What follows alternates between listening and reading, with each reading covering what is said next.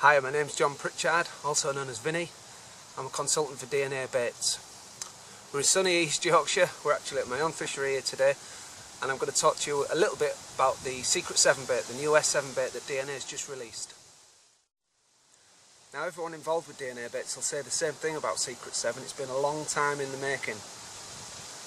My personal experience is it's about 14 months ago when I first had a go with the bait.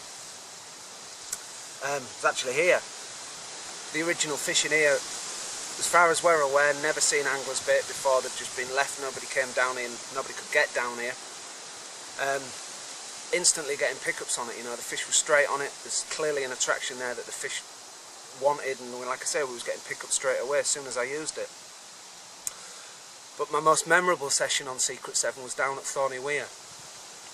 I hadn't been to Thorney Weir before, it was my first visit down there. Didn't know what to expect, didn't know really how the fish were responding to bait, what bait they liked, what they didn't like. I put 10 kilos of S7 in the van, bombed down there, straight on the fish, you know. I put maybe 2 kilos out over the 3 rods within hours. I was in, you know, and I thought, oh, here we go. And it just continued from there. There was a particular spot, you know, I was probably in a good swim. Well, I was in a good swim, I can't argue with that, but there was maybe 5 or 6 other anglers on the lake at the time. As far as I'm aware, there was 3 fish caught apart from my fish. I had 17 bites. You know, I didn't land 17 fish. There's a lot of weed in there and barbless hooks, and anyway, I had a really respectable session on it, and I caught some fantastic fish down there. So that was my best session on the Secret 7, and I've also used it on another session. Horseshoe Lake did well on it down there. You know, I've taken it to several places, and it's just every time I've gone, it just seems to work, you know. No messing around, you seem to be straight on the fish. You don't have to pile kilos and kilos in over weeks to get them on it. As far as I'm aware, not many people had fished Horseshoe on it, not many people had fished Thorney on it, but the fish were straight on it, no question. As far as hook baits are concerned, I'm using the 12mm pop-ups, but I'm also using them like a combination as well. I don't know if you can see that. I'm chopping a 12mm pop-up down and just tipping it off with a chop down. That's a PB pop-up, that's the pineapple banana flavour that we do. That's a really good combination. A lot of the guys are having success with that. For some reason the S7 with the pineapple and banana seems to work really well. And I'm actually using it as a pop-up, but it's on a boom. This is something that I haven't really used for a while. It's something I used to use years ago, and for one reason or another I haven't done for a while. That's a coated braid boom, is that. Going down to just a normal rig swivel, and that's coated in lead putty. And the pop-up, about 3 inches. I'm fishing quite high pop-ups to what I used to use. I've had a bit of a play around with tank tests and what have you, and just trying to get the actual hooking arrangement. And I found that when I'm using this method with a braid on there, and I'm finding it, if you're using it a lot shorter than that, when I'm playing with it with my finger, you know, trying to get the hook to grab my finger, it's much easier to grab the hook when I'm using it slightly longer. That's a long shank mugger hook with a bit of tubing on there just to hold the hair down.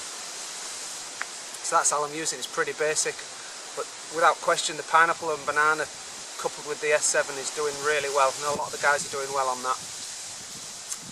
JXT lead, just a pear lead there, 2.5 ounce. I think it's 2.5 ounce lead on a normal lead clip.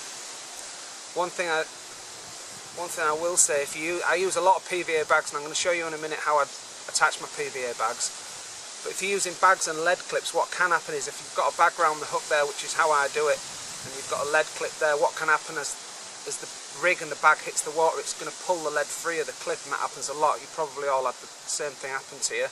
But one little trick that can help prevent that, cheap as chips as well, you just get a foam nugget,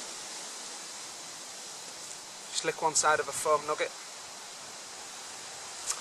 and you put it on the side of the clip where the actual arm is, and just lick it and just hold it there like that for a few seconds. That'll actually grip it, and then the bit that's over, again, just lick and stick that down.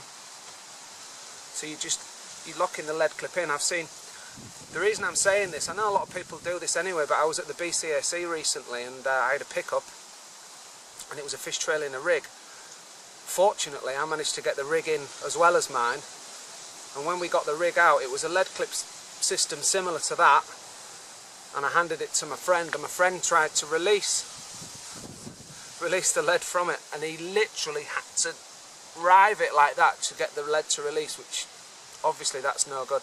especially if you're using PVA bags. I know the lead can come free, but if you just put a foam nugget on there, that's easy little tip.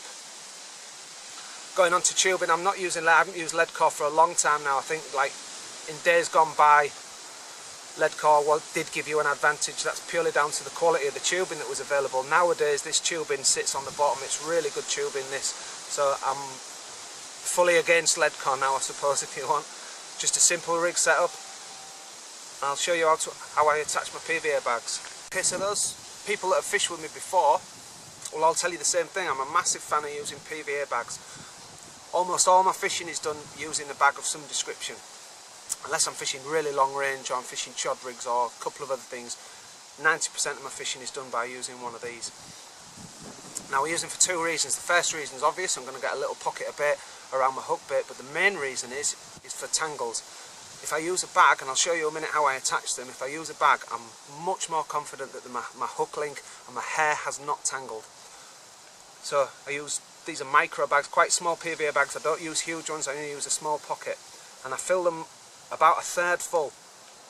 If I'm fishing somewhere with a lot of bream, I'll usually fish boilies in there, just put maybe 2 or 3 boilies depending upon what size of bait I'm using. Here there's no bream, so I'm going to be using pellets, and I'm going to use a little bit of the stick mix that I've got in here. So like I say, don't fill them up to the top. That's about right there. It's only about a third full, something like that. And all I do is I lick the top of the bag just to stick it down. Just to seal it in there like that. Then get my hook link. Same hook link as what I was showing you before. And I get the braided section there where the hook is. And all I do is I lay the braid over the top of the PVA bag and I pull it tight into where the bait's there. And if you smoke roll-ups, you'll be good at this.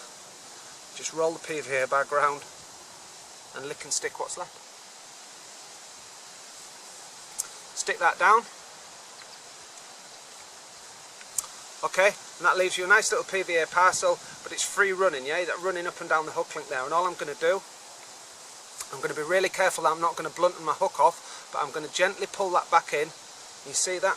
I'm going to gently pull the hook into the bag there. Just be careful that you don't blunt the hook, like I said. And once you've done that, any bits that are overhanging, just lick them down. Again, at the other side where the braid's coming in, just lick and stick it down. And that gives me, it's not the neatest thing in the world, but it's going to melt in a few seconds, so it doesn't really matter. It's a really quick way, especially if you're on the fish, it's a really quick way of attaching a PVA bag. And it also, that hook cannot tangle. The hair can't spin around the hook. If I'm giving it a really good welly, the hair can't spin around the hook. It's going to stay like that as it goes into the lake.